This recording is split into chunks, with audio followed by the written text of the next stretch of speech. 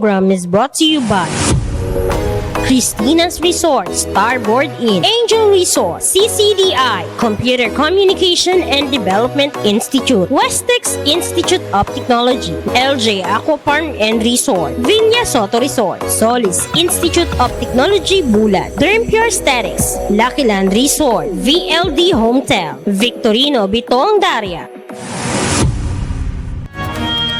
Okay mga tugang, Marinal daw sa Indigo Boss and welcome sa tuyang programang Fight Sana with Cap. Fight Sana, yeah. Cap, good morning. Yes, good morning sa lahat ng mga listeners natin, mga viewers natin dito sa programang Fight Sana. Lahat ng nakamis. Sa gararay mga tugang. And sabi nga, it's nice to be back, makalis ang pirang taon. Yeah, pirang taon, siguro mga 3 taon. Sobra pa. Yes, oh. Cap, kumusta kita? Anyway, mga tugang, live kita ang miss na misikap. Sabay hapot nin, kumusta ka? Yeah, Bago yan, live kita sa tuyang Facebook page kan Bicol TV Sorsogon. And nahihiling man kita sa YouTube channel. Yan, YouTube channel. Yan. Okay. Cap, good morning. Kumusta ka? Hi. So far so good naman sa mga listeners natin, sa mga viewers natin na nag-aabang ng ating programa. Ipagpaumanhin po ninyo na hindi tayo nakapag-programa nung mga nakalipas na linggo. Inabot na tayo ng buwan siguro. Kasi October na ngayon.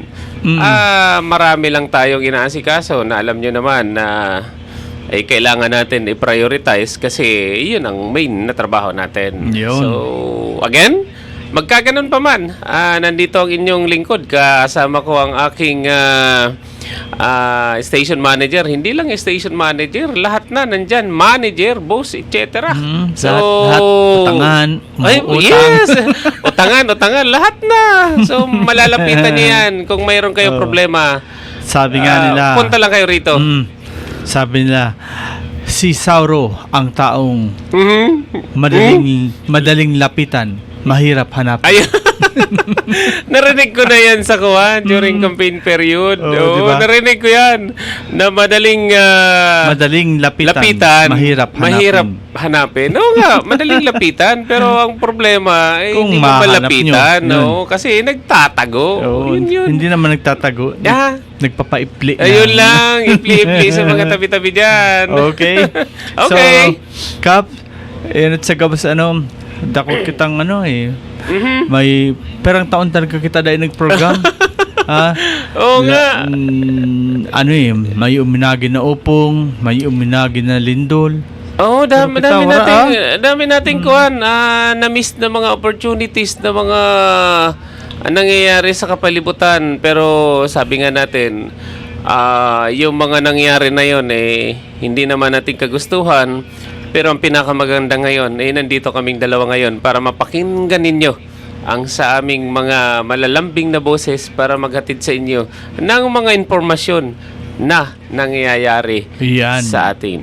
Oo nga. Tapos Kap, tapos pakalis kan bagyong Opong.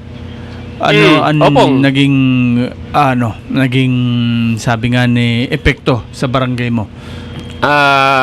Sabi nga natin, ito naman ang sinasabi natin palagi na may mga lumabas dun sa social media na mali daw ang forecast ng Pag-asa.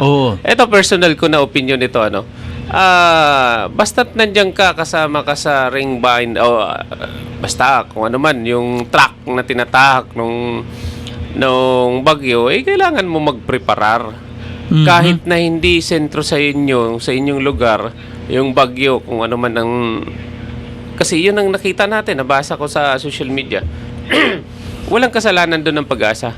Ang kasalanan lang sa atin kasi naging kampante tayo na ang isang area o isang lugar ay hindi dadaanan ng yung talagang sentro. Kaso lang, pagtama nun dun sa Visayas, may impact. Kung halimbawa, mayroong tinamaan na hard object o bundok, sabihin na natin, talaga mag-tendency niyan, either tumaas yan, either bumaba o umakyat. Ganun ang hangin. Wala makakapag sabi niya na dito ka dumaan. Kaya, tapos sasabihin pa sinungaling ang pag-asa. Hindi, Huwag hindi, na. hindi. Sa huwag akin na naman, ganun, oo. personal ko na subaybayan yun kasi meron naman tayong maliit na tracking doon sa barangay na sa bawat oras na nilalabas ng pag-asa, kung hindi mo talaga yun matitingnan o kung hindi mo papakinggan mo lang, hindi mo masyado anong sabi nun? Ma-realize na, dito lang pala yun. Kaya kailangan mo rin i-plot para at least malaman mo kung saan talaga ang eksaktong Oo. dadaanan niya. Kumbaga, kung yung basta pinakinggan mo lang at hindi mo naman isinaisip or isinaloob, Wala mangyayari. oo. So, Tapos sasabihin mo, mali yung mga forecast. Oo, mali yung mga ano. In fairness naman sa pag-asa kasi minsan nakakakuha tayo ng reports dito sa Southern Luzon, sa Legazpi. Nakakakuha tayo ng report doon. At least naman makikita natin, lalo pagpalapit na ni Opong. Nakita ko na medyo palapit na, tapos ngayon tapos tumama, naglandfall sa Visayas. Uy, salamat naman. Pero hindi naman salamat dahil sa ang ibang lugar na apektuhan. Pero yun nga, maraming namatay din. May namatay dun sa Masbate. Sad to say, hindi talaga sila nakapaghanda doon ng inaasahan natin kasi gabi din. So yun ang problema. Yun nga ang kumbaga ang forecast na sinabi nila, parang talagang signal number 4 tayo pero hindi man lang na-mention yung Masbate, di ba? Wala, hindi na-mention. Kaya very surprising ang resulta. Yeah. Pero sabi ko nga, basta't na nandun ka doon sa cone. Nandun ka sa cone na yon, nasasakupan ka nun, hindi pwedeng sabihin mo na, malayo naman sa atin. Hindi naman tayo diretsong tatamaan. Basta't nandyan ka, magpreparar ka, mahirap na tulad dun sa nangyari nung Typhoon Opong. Saka sa bagay nini, minsan sasabihin ng pag-asa, saan ba kami lalagay? Pag nilagay namin na, hindi, mahina lang yan, tapos sinungaling ang pag-asa. Pero sa akin naman doon, okay lang yun. Forecast nila yun Nasa tao talaga, nasa taong ang pagsunod. Ngayon, ang iba nga doon nga sa atin, may mga gabi na, kung kailan gabi na, saka magpapasundo sila sa pag-evacuate. Maglakat-lakat ka dyan, kayo tuyo mo, kayo nasabihan ka na. Oo, yun. Pero yun naman talaga, kailangan mo din silang i-remind. Kung hindi talaga puntahan mo para at least hindi ka nagkulang.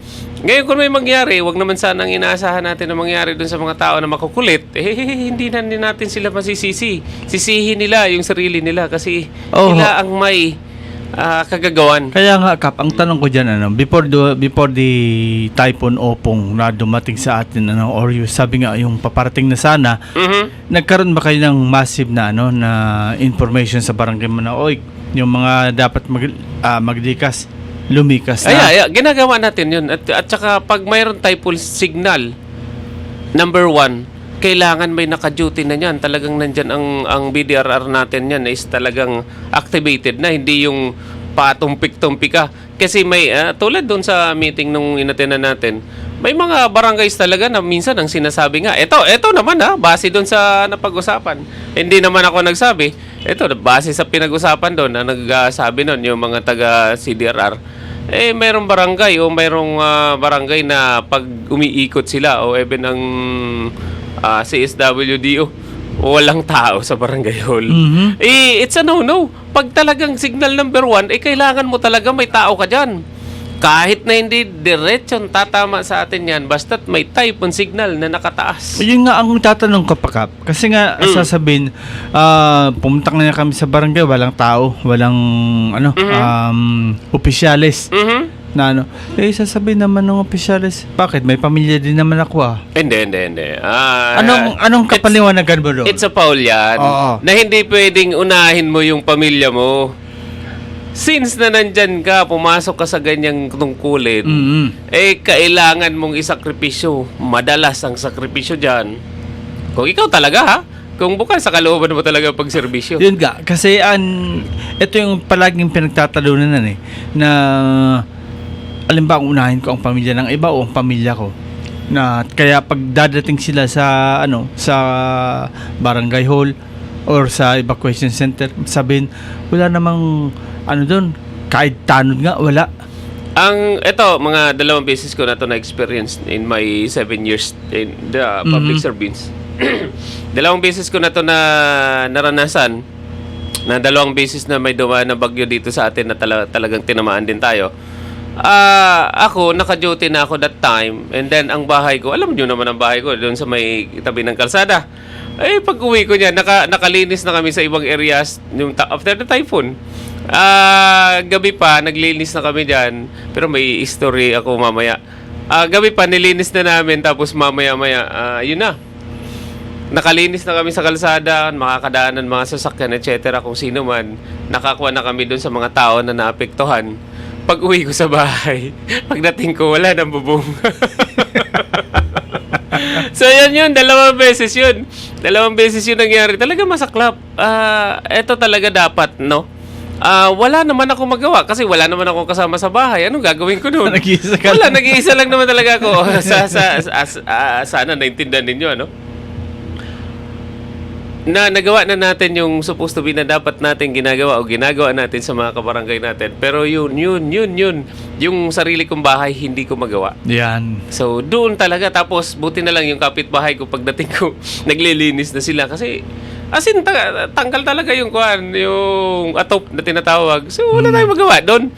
Ang sinasabi ko lang dito, ahead of time, kung mayroon tayong mga pamilya na kailangan natin asikasuhin, dapat asikasuhin natin yan bago pa man dumating ang bagyo. Oo. And then pag dumating na yan, o halimbawa parating na yan, o may signal na, kailangan mo talaga mag-duty niyan kasi ikaw ang overall in command dyan eh. Hindi mo yan pwedeng i-delegate. Yung trabaho na yan, hindi mo yan pwedeng i-delegate sa kung sino man. Kasi once na mayroon typhoon signal, ikaw pa rin ang hahanapin ng mga tao. Kaya nga, paras din yan minsan yung sa mayor, sa governor. Once na bumagyo, asan ba si mayor? Asan ba si governor? Yun lagi ang hinahanap. Pagdating naman sa barangay, nasan ba si kapitan? Nasan ba yung mga Yun kagawad? talaga. Ito ang hindi maintindihan ng iba, no? Ito yung hindi maintindihan ng iba na sana naiintindihan ninyo rin na may kanya-kanya tayong trabaho. Binigyan tayo ng taong bayan ng trabaho, gampanan natin. Ngayon, pag ginampanan ng isang tao na yan, wag natin sasabihin na masyadong papapel, masyadong paipal, whatever. Kasi ginagawa lang niya ang trabaho niya. Kaya, or sabi nga katungkulan niya yan. Katungkulan niya yan. And in the first place, ang taong bayan ang naglukluk dyan. Hindi ikaw. Hindi kayo. Taong bayan na naglukluk niyan, kaya dapat lang manilbihan siya sa tama base sa sinumpaan niya na tungkulin.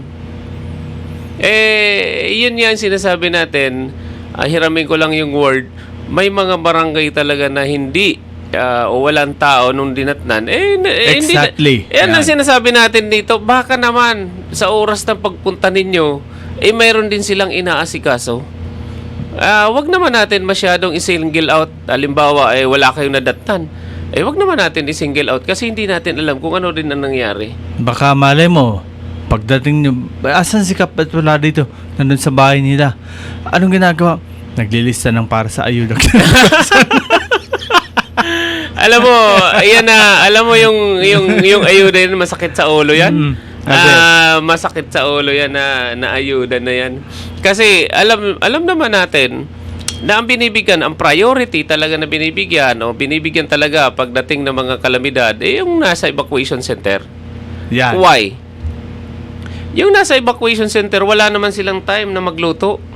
Wala silang time na mag-asikaso sa pamilya nila.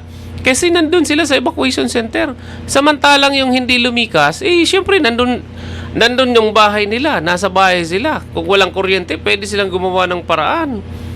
Kung walang pagkain, pwede silang magluto. O di ba? Yun nga.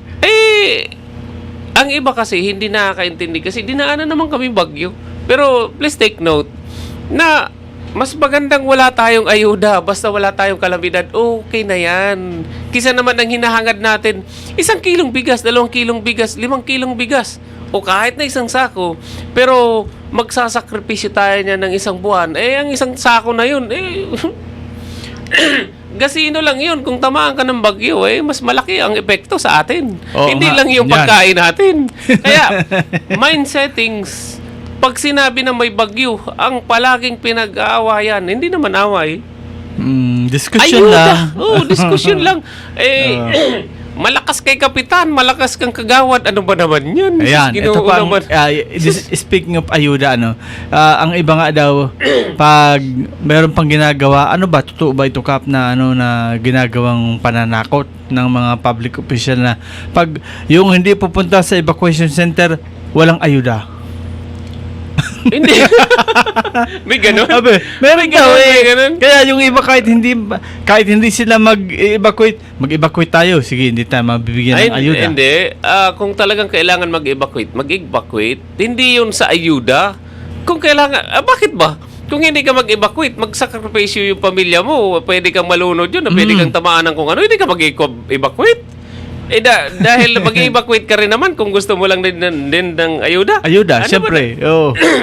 Alam mo sa ganyang sitwasyon hindi ako sumasang-ayon diyan sa pag walang ayuda, walang pupunta sa kung ayaw mo, di okay. Walang problema. Pero wag natin na i-assume na pag hindi ka nagpunta wala ka matatanggap o may matatanggap ka. Dapat kung alam mo na panganib ang buhay ng pamilya mo, dagos-dagos tabi na magpakadto sa mga evacuation center kay dili man pwede nahulaton pa na may mangyari bago kita magsikilos. Yan. Anyway, Kap, happy watching muna kay Lito Licaspi. Ay, Tolits, good morning. Happy watching man kay Sir Apad Dialagdon, ang Comelec officer ito. Ay, good morning, sir. And happy watching kay Matnog Mayor Bobet Lee Rodriguez. Good morning, Tabi Mayor. At si Bad Suzuki nauno din sa atin. Happy watching good sa inyo. morning. Sana anong tawag doon, mapasaya nyo kami ngayong araw na ito. Sabi ni ito kasi si Sir si Mayor Bobet Lee Rodriguez, pinasahan natin ito ng isang nagpapatulong dahil sa may nawalang sasakyan. Baka raw kasi yung driver nito ay yung asawa ng driver taga Mindanao, baka dumaan dyan sa Matnog Port, kaya bigyan natin ito ng abiso na sana makuha ito dahil dala-dala daw nito ang sasakyan nung nag-complain na driver. Okay? So tuloy-tuloy na tayo mga kaibigan sa ating programang Fight Sana after how many decades start kami. So ngayon, Kap, yes. After the Opong, kumusta na po ang barangay? So far so good naman. Nakakatawa nga din kasi buong puso natin pagmamalaki na tuloy-tuloy. Actually, kung hindi ako nagkakamali nung September, 4 na projects ang pumasok o papasok sa Barangay Pamarayan. Oo nga, nakita ko mga post. Yung isa na nahuli, pero September ko pa nakuha yon, kaya lang 30 ata yun bago mag-October. Pero official yun. Pumunta ang representative ng DPWH personnel dito sa First DO na binalita na mayroon kami mga projects na upcoming dito sa Barangay Pamarayan. So nakakatawa din naman. Eto nga, habang nasa upuan tayo, may nag-chat na pupunta sa Barangay Hall para at least imit tayo with regards dito sa mga gagawin na project sa Barangay Pamarayan. Parang ocular inspection. Yes. Oo, at saka ang sa ocular sa Tagalog, kaukulang inspection. Mga dapat na anong mga particular na program ini, Kap? Apat to eh. Kung hindi ako nagkakamali una, ang road opening dito sa Purok Uno. Ito naman sa Purok Uno, may mga existing na dinaanan, ano? Yung napatag na. Etong pinatag na to ay personal na ginawa natin to way back sa mga nakaraan pa nung dinonate yung lupa. So napatag na siya, na clearing na. So ngayon, gagawin na po yung kalsada doon. And then pangalawa, yung kalsada galing sa Ginlahon to Pamurayan, papalitan na po yan. And then kalsada uli galing sa Cambulaga, Peña Francia, Pamurayan, and then Himaluto. Yan, tatlo na. And then ang panghuli natin na nakuha ay ang multipurpose hall, barangay hall, na gagawin natin or gagawin din dito sa mga... So, 4. And then may isa pa tayo na iniintay. Kasi ang health center ng barangay Pamarayan ay dilapidated na talaga. Matagal na panahon kasama ng barangay hall. So, yung katabi nun. yung maliit katabi. lang, Yung maliit lang. Talagang, sabi ko nga sa inyo, may tumutulo na yun eh. Pero, sabi ko nga, nandyan physically. Obligasyon yan ng mga nakakakita sa atin, higher management, na dapat tingnan din nila yung mga barangay na hindi pa nagkakaroon ng mga bagong buildings. Kasi magre-reflect din yan. Ang serbisyo niyan, medyo, alam mo yun na. Pero sabi ko nga, kahit na ganito ang barong-barong natin, bahay natin, pag pumasok kayo dyan, tao ang nandyan. Hindi ba to? Diyan, kasi pag pumasok kayo, wala kayong maano. Kumbaga, pag nasa yung tao rito, may sasagot, nandyan lang yan. Hindi lang nagpaparamdam. Oo. Sa anong lugar, sa Kap, itatayo yung multipurpose and barangay hall? Ang multipurpose barangay hall, kasi two-story na yan eh. Yun ngayon ang mga nangyayari. Parang standard na yan na design. Dito na itatayo sa Purok Uno, doon sa lote na binigay ni Mr. Flores. So, dinonate yun sa barangay, and then, since sa barangay, wala namang lupa para dyan sa mga pagtatayuan, doon na namin yan ilalagay. May kalsada na, and then, pagkatapos ng kalsada, itatayo yung multipurpose. So, nandun na sa area. Pagsasama-samahin na natin yan sa isang area. Parang itong barangay Talisay na nandyan na yung parang Talisay, ganun. Sirangan. Isa na lang na area. Isang area na lang na yung multipurpose. Kasi ngayon, ang covered court sa loob ng eskwelahan yun, di ba, Kap? Hindi naman sa loob ng eskwelahan. So, sabi ko nga, kaparte lang. ang eskwelahan namin ay under pa ng city government yung lupa.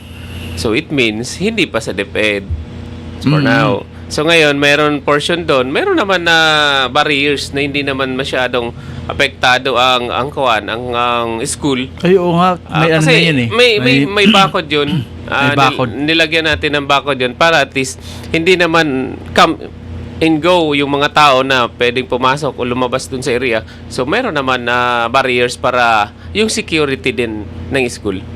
So par naman, kung anong activity ng school, nagagamit naman nila yung ating covered court kasi hindi naman yun sa amin lang. Lahat yun pwedeng gamitin. Pangkalahatan. Pangkalahatan yun. Pwedeng gamitin yun kahit na sa ibang lugar basta naka-schedule lang. Yan. And tuloy-tuloy na tayo, Kap, kasi ang dami nating na-miss sa mga ito, mainit pa rin siyempre yung usapin sa sa flood control, sa mga flood control. Na yan. Kumusta na ang project doon ng Centerways? So far naman malapit na matapos yung kalsada. Naka-elevate kasi medyo nakataas yung kalsada, yung approaching. Nakasabay na sa tulay. Siguro matapos tong buwan na to, baka madaanan na yung isang lane. Hopefully sana matapos na rin yan para mabawas-bawasan yung stress nung gumagamit dun sa area na yun. So far naman, gumagalaw. Hindi ko rin din na nakikita yung iba. So far, may mga tao naman na araw-araw nagtatrabaho doon. And then nakita natin na yung isang portion malapit na siya matapos. Oo, pero hindi pa naman finished project yan sa Ay, hindi. DPWH. Oh, yun. Ewan ko lang din. Oo. Hindi natin alam. Nagtatanong tayo kasi titingnan mo sa area, hindi pa tapos. Pero pag tinignan mo sa opisina, tapos na pala. Hindi ko alam. Wala akong personal knowledge yan. Tinatanong natin yan para at sigurado. Yung tulay, na Halos kumukonekta sa Himaluto. magkakuha na siya magkasunod sila na tinatrabaho. Ang approaching at saka tulay, nandiyan na, magkasunod sila. So, nauna muna yung tulay, ang other side, and then ngayon, yung ginagawa, yung kalsada. Kasi para at least madaanan na yung other side. Kasi Wow. dalawa yan eh. So, hopefully, makompleto na nila yon and then madaanan na. Okay. So, ito sabi ni Eliser Navera, sabi Ay, niya, good morning, sir. Cap Arles, Sarantabi, and multipurpose building, iguan in water tank and CR na pwede man maging evacuation center. Actually, ang multipurpose natin pwedeng maging evacuation center. Magpapalagay tayo doon ng sariling tubig at saka kuryente. Pero doon naman sa sentro namin, hindi naman natin to iiwanan na barangay hall natin existing kasi malapit din doon ang evacuation center natin. So, pag nailipat na, maglalagay tayo ng patubig kasi siyempre kailangan natin ng tubig at saka kuryente. Kung ano yung necessities o kailangan ng mga tao, ay ipoprovide natin yon. Salamat sir sa suggestion pero kasama po yun sa plano natin. Kasi dapat talaga ang magkakadugtong yan eh. Dapat naman talaga. So, hindi pwedeng ihiwalay mo yan. Kasi, ang pagbigay mo ng command yan, kung ang layo, paano mangyayari dyan? So, dapat magkakasama talaga. Yan. And habang inaantay natin yung live report ni Maki, may live report. Uy, from wow, Mr. Matlog. Maki. So, pwede ka nang tumawag, Maki. At medyo nag-switch tayo ng sa ating pang live program. And by the way, so sa bagay, sabi nga itong multipurpose, kaya nga multi. Kumbaga anytime pwedeng gamitin. Yes. Kahit sino. Basta naka-schedule, pwedeng gumamit yan. Yan. Dalawang istorya may sa baba, may sa taas. Pwede yan. Pwede palang so pwede yan. alam naman kasi multipurpose, walang tubig. Dapat naman talaga. Di, kasi ang iba talaga, wala naman. So, pero since katabi ng ng barangay hall, talagang meron. Ganun? Oo. Yung iba? Siyempre, may iba talaga na wala namang yung sinasabi na yung may tangke sa taas, lalo na kung hindi masyado inaabot ng tubig. Oh. Okay, Kap. Sa ngayon, bigyang daan muna natin ang ating report ni Papa Maki sa kanyang special report. Maki, good morning. Hello, Maki.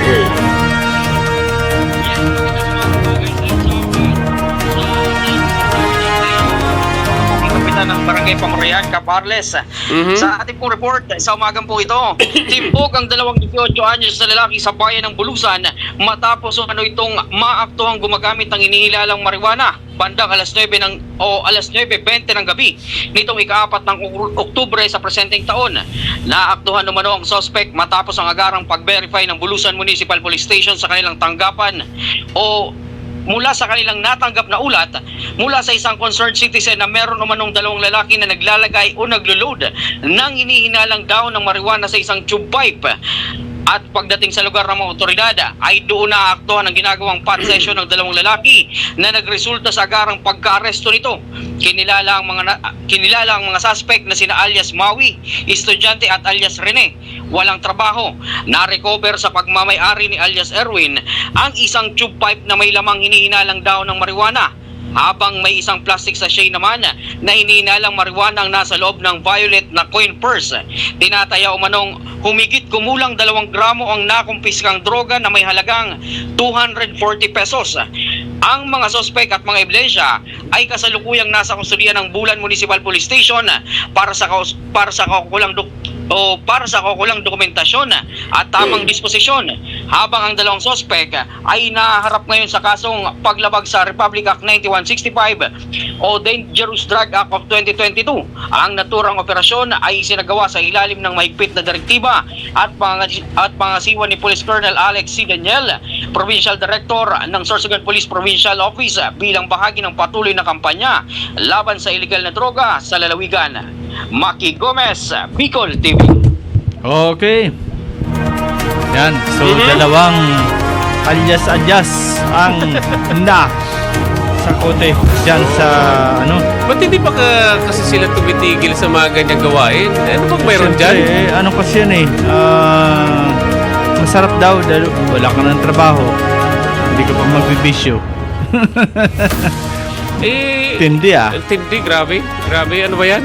Hanggang ngayon, Hanggang ngayon, mayroon pa rin dyan.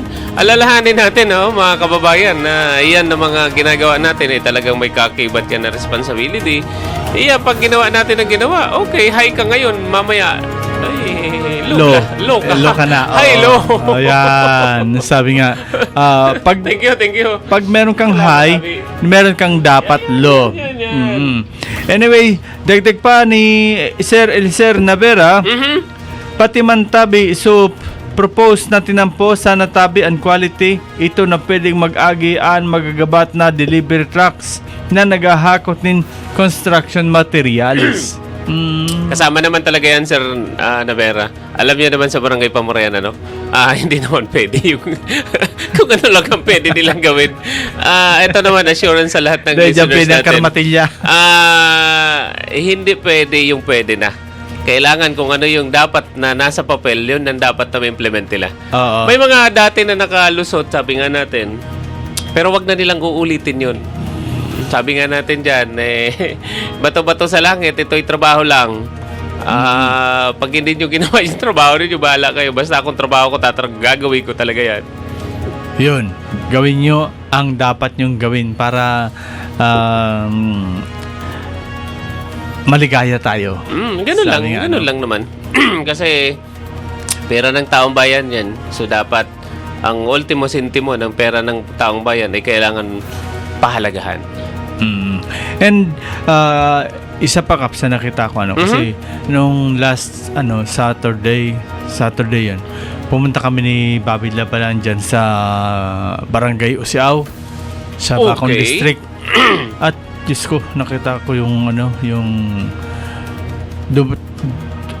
kalsada na nagdudugtong going to Manito from Usiao going to Manito.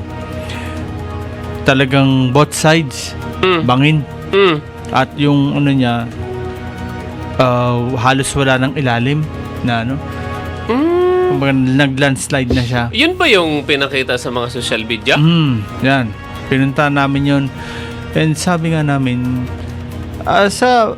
bilang may alam rin sa ganyang trabaho, di ba Kap, pag nakita mong both sides, bangin yan, hindi mo na dapat yung fill upan. Although, parang ang dapat na gawin na lang dyan, lagyan ng tulay. Kasi parehas bangin yan Parang tinambakan mo na lang yata yung gitna para masementohan mo. Pero alam mo na, mahina yun kasi both side bangin yun wala ka namang doon na sabi nga kalakasan ng parang ang sinasabi dito sabi nga nila hindi ka naman engineer bakit ba? Yan.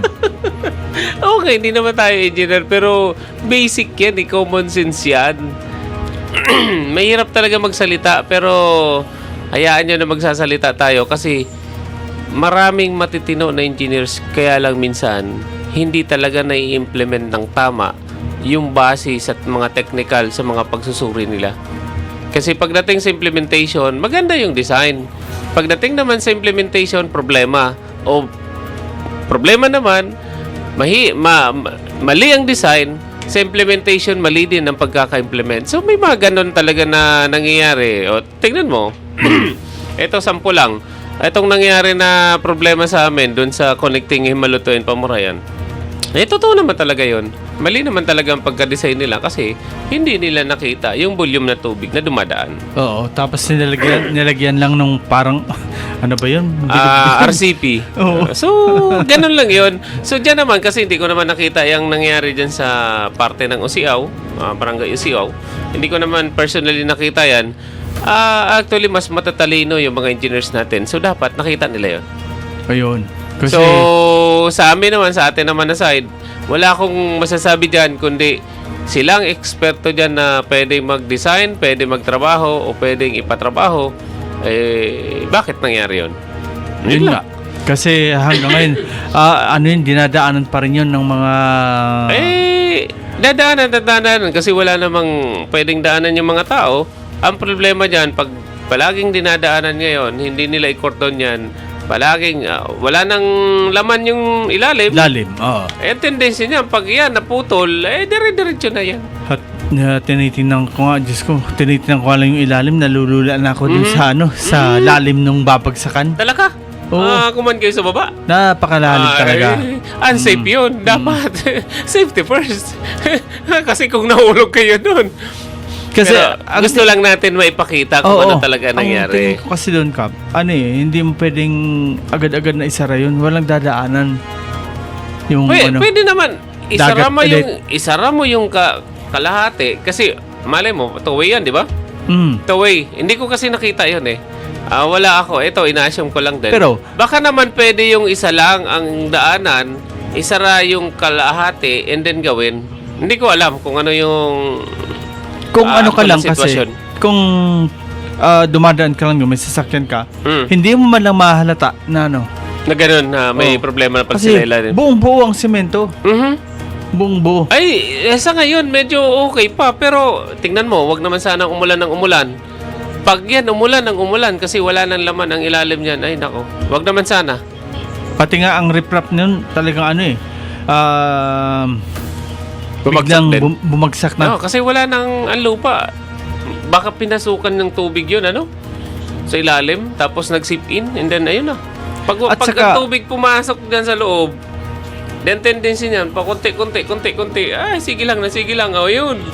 Pag lumambot ang lupa noon, kasama na yun ang babagsak na At saka hindi ko ma-imagine kung paano nila ginawa yun na na kalsada na yun. Kasi both side nga, mga kaibigan, both side bangin. Tapos sa gitna, parang mahalata mo na talagang pinilapan lang yun para masementohan or madiretso yung kalsada. Which is siguro ang pinaka-original plan nun, or sabi nga natin, is yung tulay dapat ang ginawa doon. Pero kung bangin din, paano naman ang gagawin na tulay? But anyway, wala sa atin sa technical natin, hindi natin kaya arukin yung mga ganung sitwasyon. Pero pinag-aralan naman nila yan. Kasi So, sana yung pinag-aralan nila, sabi nakita nga nila yan. natin, kung tulay ang ilalagay doon, talagang klarado as pwedeng tulay yun kasi yung parting na yan sa unahan mataas. So ganito sana, may nakaganyan. Yes, oo. So ngayon walang ganito na tulay, Parang simentado lang. sementado lang siya. Tapos yun nga ang Tapos yung kuan nito, yung magkabilaan, yan ang nag-erode. yes, oo. So ang tendency nito, kung ito wala nang laman diyan sa gilid, bagsak talaga. Ay talaga. Wag Bagsak naman sana yan. umulan ng umulan. Yan ang Ayun na. problema. Saka kahit hindi umulan ng umulan, talagang sa lalim nun. Tapos pati yung yung ginawa ng riprap, bumagsak na rin eh. So kung ito yung kalsada, ito yung riprap dito, bumagsak na to. Bagsak na talaga. Yun lang. Yun ang problema. Paano na? Kung gagawin yun, paano maglalagay ng shoulder? Hindi, pati yung shoulder, bagsak na. Yung kaya nga, halimbawa, kasi doon yung nakalagay, ang shoulder na yun. May shoulder naman tayo, Ay, hala. Pati yung yung anong tawag doon? Yung line canal ba yun? Oo, yung bagsak gana na. Oo. Anong contingency plan ngayon na ginagawa? Wala lang. Ay, Yung pa doon, yung nag-post noon, siya pa ang nagdagay ng barikada na gawing one lane na lang yun. kasi kung nakita niya na, salamat naman doon sa nag-post, kung sino man yun, at least nakagawa kayo ng maganda sa mga commuters natin. na maabisuhan yung mga dumadaan doon o dadaan na yung area na to ay medyo delikado na. Kaya- So, sana naman kung narinig o nakita naman sana yon, at least sana mayroong ginawa ang, pero in fairness naman sa DPWs, baka naman may ginawa na sila doon na contingency plan. Sana nga. Oo. Kailan pa Para- yun nangyari? Sabi nung ito, hindi pa raw yun nagtatagal kasi nga nakita pa namin yung nabiyak na yung tawag mo doon, shouldering ba yun? Bagong-bago pa. So Oo. bago pa yun. Oo. So dapat may nilagay na sila doon na contingency. Wala Plan nga eh. para at least Yung nag-post noon, taga Sitio Gayong sa from Santo Niño. siguro pagdaan niya talagang May- saktong May nangyari yun. pagmamalasakit din. Kaya bumba siya sa motor, kumuha ng mga bato at nilagay dun sa at may nakakuha yata siya ng isang cone. Mhm. Nilagay niya sa gitna Ay, para nga Salamat naman doon sa naglagay ng mga early warning device, although hindi naman siya pwede na bato, kaya lang at least wala ka naman makukuha doon that time eh. Oo. So yun na, salamat naman sa pagbigay mo ng abiso sa mga motorista. Okay, happy watching pala kay Sonia Lariosa. Good morning. Ay, good morning. Good morning, Mami Sonia. Madam. Si Jose de Sinuya. Good morning, man. Si Roberto Balyon. Oy, si Kado Doy. Watching here, Sambanga, Sibugay. Wow, good morning, Fish. Sir Tabi. Fish be with you. Yan. Si Kado rito ang interview natin na Raman Magsaysay Awardee. Si Papa Maki naman sabi niya, mag-e-erode ang iraram sin-ingod. Parehas man yan, boss, ang NCAP sa eskwelahan. Pag di in review, mayad mabagsak. Kumbaga, pag answer sin exam in Rambang, finish or not finish, pass the fill in the blank. Ano na naman yan ng mga... Si Sir Navera sabi niya, tama sir ang opinion mo, Sir Sao, na sana tulay ang ikinaagyan para sa tulay sa Camarines Sur. Kasi nga ang basta maski si Bobby, kung sinabi ko, dapat tulay ang kinaagdi. Kasi kung pwede lang, di ba, pwede man yan kung sa Loyo na side, bulod. Tapos sa baba, sa Loyo naman, sa Bulod. left, bangin. Bangin. Pero parehas bangin eh. Kaya nanoan asahan sa And ang hiraram kayo ni more than 20 feet. Wow. More than pa that na talagang babagsakan mo. Tanungin natin yung nag-design sa planning. Anyway, makulog sa ulo. And imagine mga kaibigan, base sa pag-research ni Paribabi, Oo. iguana ng amount na I think 5.2 ang niyan 5.2 billion? Poon 2016. Billion? Yes. Ang agihan lang na yan na Bakon Manito Road. Yeah, kasi nga medyo delikado, hindi lang medyo risky talaga yung area na yan, puro bangin both sides. Kaya dapat maayos ang kalsada. Kaso lang minsan hindi natin alam kung ano yung mga nangyayari. So tango na lang kita. Tango na lang ang fight na Sige sana. And Kap, ini na mga after nga isa din na Typhoon Opong. Kumusta ito na ito ba yung ba itong sabi mo na pigdonate kang city government ang ang kumbaga ginibo nindong parang okay naman. So far naman, living kiki ngayon, tinatrabaho ng contractor. So, marami tayong nakita doon. Pero at least naman, nagko-complain naman sila. So, sabi nga, medyo, alam mo na, pero kailangan nila mag-comply base doon sa dinesign ng mga kasama natin o kilala natin ng mga engineers. Pero, diretso man gihapon ang Yeah. ang livelihood na ito. Diretso man tabi ito. Matapos lang yung building and then nakipag-usap na tayo dun sa mga kapartners natin kung ano yung mga susunod natin na gagawin. So, inintay lang natin na matapos yung building para ang maganda dun, pag natapos yung building, may proposed na kalsada dun sa area papasok. So, yan ang kasama dun sa road opening natin na talagang gusto natin na mabuksan yun kasi ang pag-transport ng mga finished product na yan ang pag-transport ng mga produkto doon sa looban, dapat makalabas talaga. Easy. Yung mas mabilis yung paglabas, pagpasok ng mga produkto natin. Iyan po ay para naman sa mga taga-pamurayan. Hindi lang dyan. Kasi sooner or later, yung area na yan nabubuksan natin, maraming nakabili dyan ng lupa. Tama. So, ang tendency niyan, yung iba magnenegosyo. So, nasa labas nga, mayroon na doon malaking areas na di ko alam kung ano yung gagawin nila doon. Basta nakabakod na. So, yan naman ang aayusin natin para at least mas maayos ang barangay natin. Yan. And inikap na sabi nga na, no, pag-abot sa mga kanangyari na issue, nagluluwas ng mga flood control, mga project ng DPWH na kung saan before, grabe ang mayor na nagpa-abong na may project, minsan di man ninda aram sa lugar ninda. Kasi lalo na kung kalaban ng mayor, minsan binabypass, lalo ng kapitan or ang barangay.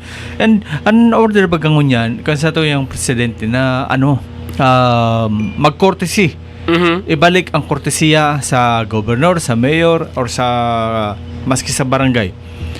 Ano ang nakikita mo kayo na sabi nga ni plus and minus na sitwasyon? Sa akin naman, kahit na walang order ang presidente o kung sino man ang kataas-taasan, dapat naman talaga makapag-coordinate sila sa mga barangay na pinupuntahan nila.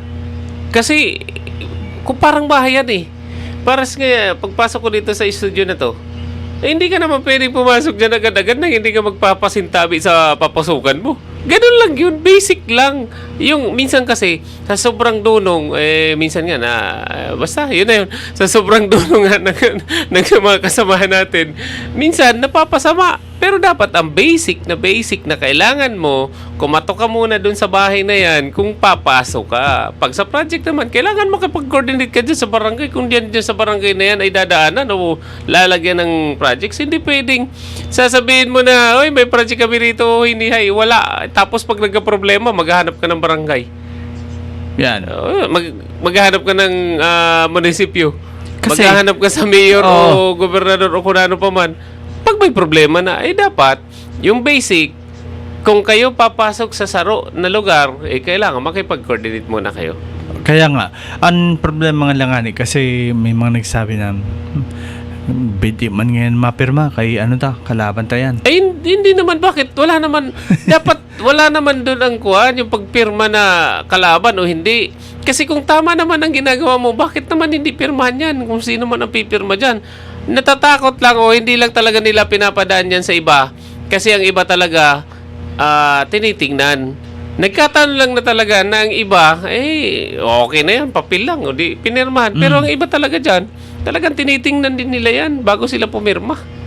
So may mga tendency na sa akin basic pa rin dapat. Kung yung papasok ka sa bahay na may bahay, kumatok ka. Yun lang, kumatok ka. Before you talk. Yan, ganun lang naman yun. Sabi nga pero ang mga nangsabi na grabe ang nakalusot ng mga RK na projects kan time na hindi na nag-courtesy sa mayor, hindi na nag-courtesy sa barangay. Kaya aminado sila, like sa Bulacan. Mismo si Hernandez na nagsabi na lahat ng project dyan is substandard. Pero ng ghost. Paano kaya nila na team na ganito yung sahod nila, ganito Ayun. yung kuha nila, tapos lagpas sa kinikita nila? Sabi nga natin, ang lahat ng ginagawa na paglabang sa kapwa, mayroon niyang kakibat. Talagang sasabihin natin, hindi pa ngayon, hindi pa bukas, hindi pa sa susunod na buwan o taon, pero yan ay babalik at babalik mas pa sa ginawa natin. Oo. And sa pagbalik na yan, ang nakakasama lang ng loob, marami ang nadadamay. Actually, maraming nadamay. Tulad nung iba na ganito ang ginawa nila, tapos yung gumagawa ng matino, nadamay. Kasi ang implementation lahat na Pero bakit hindi nila ginawa yung mga sinasabi ng gobyerno na dapat ganito? Bakit hindi nila ginawa? Sinasabi ng batas, bakit hindi nila ginawa? Kasi nga, mas madali sa kanila ang umiwas doon kaysa sa maliliit na mga tao. Yun. So, yun ang masakit. Kasi pag maliit, madali lang. Pag malaki, siyempre, gutay-gutayin mo muna yan bago mag-epekto. Ang maliit, tirisin mo lang yan, maliit lang, saglit lang. Pero, yun nga, ang batas ay ginawa pantay-pantay. So, sana, doon naman sa lahat na nanunungkulan sa gobyerno, dapat ma-implement natin o magawa natin ng pare-parehas. At saka, bilang kapitan, Kap, alam natin na may mga projects ka na. Nasabi mo nga, siguro ilang projects ang duman dyan sa'yo galing sa DPWH. Pero, bilang lang sa daliri mo yung nagpa-approve, paano yung project para sa'yo na hindi na dinaan sa'yo at pilit na itong pina-accept sa DPWH ng contractor? Mayroon talagang projects na hindi na dumaan sa akin. So ngayon, sinulatan ko sila na dapat nilang balikan. Hindi talaga, wala na. Kasi tapos na eh. Pero nung nagkaroon ng problema, pinakita ko sa kanila, ito yung pina-approve ninyo, pinapirmahan ninyo. Pero well, in fact, hindi ito nangyari. So binalikan nila. Nagkataon lang na may nangyari, kaya bumalik sila. So naayos naman, pero hindi na yung tulad nung kung ano yung dapat, wala na. So yun ang lessons learned na dapat. Sabi nga nila, bakit naman yung iba papipirmahan dyan, hindi ka naman engineer? Yun ang masaklap doon. Yun, oo. Sa totoo lang, masakit din sa katotohanan na talagang hindi naman tayo engineer. Ang mga kapitanes naman, hindi naman engineer. Pero wag natin i-set aside na kahit hindi engineers ang mga kapitan, hindi natin alam, marami naman yung pwedeng pagtanungan dyan sa barangay nila kasi marami naman engineers o arkitekto ang nakapagtapos o may lisensya na rin. Wag natin imiminus yung mga kapitanes. Kasi hindi natin alam ang kapasidad din ng kapitanes na kahit hindi yan engineers, questionin natin. Kasi, malay mo, hindi mo alam, yung kapitan na yan, engineer. Malay mo, kagawad niyan is engineer. Hindi natin dapat i-minus ang level ng barangay pagdating sa mga proyekto na yan. Kasi, lahat naman natin yan pwede pag-aralan. So, yun lang makakasakit din minsan. Na bakit ba? Hindi naman kayo engineers. Kasi alam natin na minsan ang mga contractor, isa rin siya iniiwasan nila. Let's say, naglagay na kami kay senador, naglagay na kami sa kay congressman. Pwede ba kung wag na namin idaan ito sa sa mayor or sa kapitan? Mababawasan pa yung 30%. Parang ganyan ang nangyayari. Kaya, kumbaga, pagdating niya sa DPWH, tawagan na lang ng congressman yan. Sabihin ng congressman, DP, wag nyo nang idaan sa yan. Let's say sa mayor or sa barangay council. Kasi, mababawasan pa. Ay, nako. Parang ganun eh. Sakit. Kaya, katotohanan. Yung contractor, may kiusap na lang doon sa nabigyan niya ng 30% na... Hindi pa rin mawala-wala yung 30% na yan, 20% Yes. na yan. Kaya nga, ito ang ito ang nakasira din sa atin na hindi na idaan sa mayor or sa barangay council. Kasi kahit paano mababawasan pa ito eh. 'Di ba? Sakit sa katotohanan, Oo. ano? Napakasakit Nandiyan na, talaga. harap-harapan na talaga, Sus, Ginoo. Pero ano nangyari sa investigation? Wala na. Tigil na. Wala na. May napakulong, wala. Yun. Sus, Ginoo. Yun lang. Okay, sabi ni Sir Eliser Navera, Sir Saud, dyan tabi baga sa Coastal Road. Paghali sa SM, igwa ako na hiling na nagkapirang gari mga sinkholes. I don't know kung saan yun ni parte, Sa may SM. O di, either papunta sa Coastal, doon sa area ng papuntang Cambulaga o papunta rito. Kasi SM, palabas na sa National Highway. Mhm. Sinkhole. Bisitahin na lang natin. Sinkhole. So, tingnan natin kung... Doon yan parte sa may sa SM na sinasabi nila. Sa may Oo. SM. Tapos, ewan ko yun ngang ang pinagtataka ko, yung kalsada dyan sa yung kalsada dyan sa yung baga kap na itong Mahingan. Baka naman tapos na. Ang pinagtataka ko imbis na idiretso, bakit biglang gumanon? Diyos ko. Nagtataka lang tayo, no? Eh di, tanungin mo, sir, sa Kuwan, sa DP, kasi sila ang may plano niyan, may approved plans. Eh, tanungin natin kung ano ba talaga nangyari dyan. Sabi ni Papa Maki, di man yan kaya san sasakyan. For your eyes man lang yan. Kaya baga sabi, pinagibuan tanasin mga magayunon na tinampo, kaya magayunon na mga tinampo sa Sorsogon. Wala man iristoryahan ang kalidad. Pwede ba yun? Pwede ba yun? Hindi man ako nag-comment, so pwede ba yun na walang irestorya ang kalidad? Kasama yun sa quality. Dili, kaya iristoryahan lang, pagayunon. Magayon lang sa mata. Yan. Oh, well. Magayon sa mata, kumbaga tourist attraction. Oh. Napapainom ako. Si May Nanyes, good morning. And sa gabos sa mga nakatutok pa sa tuya, good morning sa Indo. Salamat unon sa pag-tutok tabi sa dinaprograma namon kay maski awato na kami dili nakaprograma yaon pamanggihapon tabi kamo. Salamat sa Indo tabi. And next week mga tugang, next Wednesday. Yes.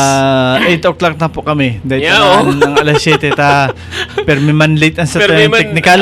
Permi man late ang sa technical, lalo na ang angkor. Sabi pa ni Lister Navera, gayud tabi ang acceptance papers, di man naga-indicate na natupad su quality, kundi so physical appearance o kaya existence kan project, pero ang maintenance nasa nag-accept. Aber daw ka. Ano ba sabi mo Totoo yun. Totoo yun. Ano masabi mo? Lahat ng mga kalsada, lahat ng mga pinagawa nila, ang maintenance dyan, ang magme-maintain dyan, kung sino nag-accept. Yun ang masakit na katotohanan. Kasi paano naman magme-maintain ang mga barangay niya na wala naman yung budget para i-maintain yan? Yan. Yun yung masakit talaga yan. Masakit yan sa katotohanan. Tapos, pag sinabihan mo pang kontraktor o DPWH, sorry naman DPWH, marami naman tayong pinagsamahan dyan. Pero ito, trabaho lang. Pag sinabihan mo sila na dapat ganito, wala lang. Butabungo lang. Tapos pag nagproblema na, saka na sila gaganito. Ay, naku, masakit ang ulo ko talaga. Ngayon, Lunes, mamaya may meeting naman ako sa kanila. May meeting ako na alas 10. Para naman. Dapat alas 9, pero alas 10. May meeting ako sa kanila. So, ito naman ang meeting natin is para naman to sa kalsada na gagawin sa Ginlaon, Pamarayan. And then, anong tawag nito? Yung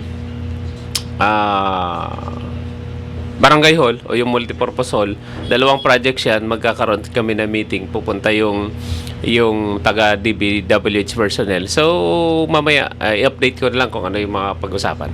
Yan, talagang, pero nagtataka ako, kasama na kayo sa meeting ngayon? Actually, kasama naman talaga kami dati. Kasama kami dyan kasi kung hindi nila alam, kung hindi ninyo alam, ako ang nagpa-implement ng pulong-pulong. Hindi ko alam sa ibang mga barangays kung ginawa nila yan. Pero ako noon, that time na nag-umpisa ako dyan, ni-record ko talaga na dapat bago mag-umpisa ang projects na yan, dapat may mga consultation sa mga residente. Ayun. Kasi hindi pwedeng ako lang, dahil ako bang kapitan o kami lang ng mga barangay officials, hindi pwede. Kasi hindi natin alam kung anong saloobin ng mga residente natin. So sila dapat kung may katanungan, sila dapat ang magtanong. And then dapat, yung mga katanungan na yun, bigyan din nila ng mga kasagutan. Hindi yung pag tinanong ngayon ng mga residente, pagkatapos ng meeting, wala na, hindi na binabalikan. Yun nga eh. So dapat, may minutes po yan. May minutes, Alam mo, may may question, sasabihin, ipapaalam namin. Ayan, Parang dapat bago mag-umpisa yan, dapat anong nangyari o status doon sa mga queries para at least mabalikan yung mga residente na may mga queries para masasagot ng tama base doon sa kung ano man. Kaya nga, di ba may public hearing? Ang May- problema kasi sa public hearing, once lang gagawin. Yung mga tanungan doon, nakahang.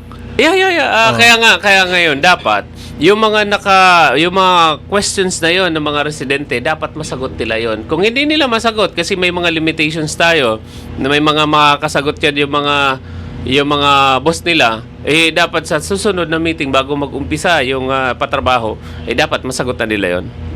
Yan. Mayroon akong hinihingi sa kanila na it's a piece of paper, pero mahalaga yon.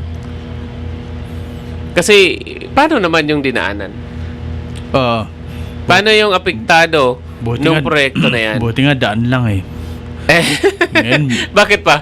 Milyones pang gusto mo? hindi, billion na nga ang Billion, no? pinag-uusapan. Billions pala. Sa akin, daan lang yung dinaanan. Ikaw pala, pera yung Siyempre, daan. Mga 500. Cheap mo naman. Ay, naka. Sana tabi ang LGU mag-set aside para maintenance kan mga local projects na itinao. Ang aram ko na igwa ng maintenance fund iyo ang national roads and bridges. Flood control, wara man. Hali pa kay Edison na bera. Yeah, sir. Salamat, Abi, yan. Salamat sa mga information na binabato nyo. Wala man talaga yan, flood sir. control. Wala yan. Pagkatapos niyan, pag naruba, wara na yan. Wara ng baralikan. Bahala ka na da. Pag nasira yung isang bagay, wala na. Ang magsasakripisyo yan. Ito yung hindi maintindihan. Sorry naman sa mga kontraktor. Sorry naman sa mga... Milyones ang pinag-uusapan dyan. Sorry naman sa mga kontraktor. Sorry naman sa mga taga-DPWH. So, kung saan man, ito lang naman ay nakikita natin. Lahat naman nagpapasalamat kami sa mga programa, sa mga proyekto na binibigay niyo sa kada barangay. Ito lang naman ang katanungan namin. After na matapos yung projects na yan, pag bumaha, pag nasira, nasaan kayo? Wala naman kayo doon sa area na binabaha. O doon sa area kung saan kayo nagtrabaho. O doon sa area na nilagak ninyo yung proyekto. Wala naman kayo doon. Kaya sana, maawa naman kayo doon sa mga tao na nagmamalasakit din sa tao. Kasi, ito, ginawa nyo nga. And then after that nang ginawa nyo, hindi ba iniiwan nyo na rin? Wala naman kayo dyan, hindi naman kayo nakatira eh. Ang nagsasakripisyo dyan, kung maganda, siyempre hindi sakripisyo ang tawag doon, binipisyo. Pag nasira yan na hindi pa naman dapat masira, sino nagsasakripisyo? Di ba? Yung mga residente o yung gumagamit o dumadaan doon sa mga proyekto. Perwisyo. Yun. Oo. Kaya nga dapat siguro kapag ang contractor kasama dun sa acceptance nila yung 2 taon na pagtira nila doon. ito reality. Dapat magdagay ng tirahan nila. Dito binabaha. Hindi naman nila mararanasan kasi pag binaha nila, alam nila babaha, alis naman yan eh. Lilipat sa ibang tirahan. Sila maraming tirahan. Paano naman yung mga residente natin na wala naman pupuntahan? Parang ano na lang yun. Wala lang. So kumbaga, kung ano ngayon, yun na yun. Sabi nila, kung ano na yun, yun na yun. Ang kuwan lang naman natin, ang pakiusap lang naman natin, kuwan lang. Hindi kasi nila naranasan kung anong nararanasan ng mga kabarangay natin, kababayan natin. So hindi nila naranasan yan eh. Kasi wala naman sila dun sa area. Pagkatapos ng project nila, bye-bye! Di tapos na. Pag nasira, nandyan na naman. Balik na naman. Tapos, bye-bye! Ganun na lang. Paulit-ulit. So, Kap, inabot na kita kan oras. Kan ba maram para sa programang Fight na? Oo nga, no? Sabi nga ni Kap, ang sa imong pangapunan giraray sa to yung mga constituentes. Again, sa lahat po ng tumutulong sa Barangay Pamuran, lalong-lalo na po sa ato na ginagalangan na Congresswoman, si Ma'am Det Escudero, sa aton na Gobernador, si Sir Buboy, sa aton na Mayor, Ma'am Esther Amor, and then sa mga kaurupod niya. Sa Lamatunon Tabi, sa mga projects na dagos-dagos na, pakadi na sa Barangay Pamurayan para marealisar kung ano man ang mga pagmauot namo na maging maayos, mas maayos pa ang Barangay Pamurayan. Lain man tabi ni mangyayari kung wala sa Indo. Yeah. Kung wala tabi kamo, wala man tabi kami didi. Kaya salamatunon tabi sa mga biyaya na inhatag nindo sa amon. Sa mga kontraktor man tabi na nakagarana o makagarana sa mga projects na ini, see to it na dapat ang mga projects nindo nagigibuon ay dapat may quality. Kasi bayad naman yan eh. Ang intero tabi, may pay items ka mo na binayadan sa gobyerno, dapat ihatag niyo na sa projects kunding ka mo nagigibo ng proyekto. Iyan. Sabi pa ni Maki, natawa ako tabi ka sin kilala ko na kapitan na pirmi insasabi na diri siya engineer. Ito palan, engineer talaga. And happy watching ka Mr. Dondon Arellano. Also kay former City Councilor Erwin Duara. Good morning, Mayor. Ay, wow! Ayan. Good morning. So mga tugang, inabot na katakan oras. Nagmamara, mabaliktad sa Miyerkules. Same time, same place, 8 a.m. Ayan, And alas fight 8 na. sana pang Miyerkules na edisyon. Alas 8 na tabi ha. Please take note. Alas 8. Lain, alas 8 ang gabi. Yan. Alas 8 ang An aga. aga. Okay? Sa ngaran kan bilang ni staff kan Bicol TV Sorsogon. Sa technical side si Papa Harold. Sa gabos na nag-antabay sa tuwiya sa programang ini. And kasa kaibahan ko po, anday iba kundi an talagang ini an bukador. As in talagang sabi nga ni anong apod kaan mapakiaramon sa trabaho lalo na pag-abot sa yung barangay Cap Arles Hanaban. Sa Giraray, saro na naman lesyon kan programang Fight Sana. May sasabihin.